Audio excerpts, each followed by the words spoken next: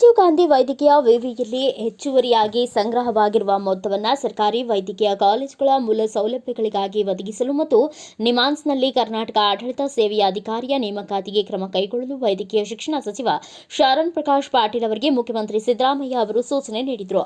ಗೃಹ ಕಚೇರಿ ಕೃಷ್ಣಾದಲ್ಲಿ ನಡೆದ ವೈದ್ಯಕೀಯ ಶಿಕ್ಷಣ ಇಲಾಖೆಯ ಪ್ರಗತಿ ಪರಿಶೀಲನಾ ಸಭೆ ನಡೆಸಿದ ಮುಖ್ಯಮಂತ್ರಿಗಳು ಪ್ರಸ್ತುತ ಸಾಲಿನಲ್ಲಿ ವೈದ್ಯಕೀಯ ಕಾಲೇಜುಗಳ ನಿರ್ಮಾಣ ಮತ್ತು ಉಪಕರಣಗಳ ಖರೀದಿಗೆ 400 ಕೋಟಿ ರೂಪಾಯಿ ಹಾಗೂ ಸೂಪರ್ ಸ್ಪೆಷಾಲಿಟಿ ಆಸ್ಪತ್ರೆಗಳ ನಿರ್ಮಾಣಕ್ಕಾಗಿ 130 ಕೋಟಿ ರೂಪಾಯಿ ಅನುದಾನ ಒದಗಿಸಲಾಗಿದೆ. ಈ ಕಾಮಗಾರಿಗಳನ್ನು ಆದಷ್ಟು ಬೇಗನೆ ಪೂರ್ಣಗೊಳಿಸಬೇಕು ಎಂದು ಸೂಚಿಸಿದರು.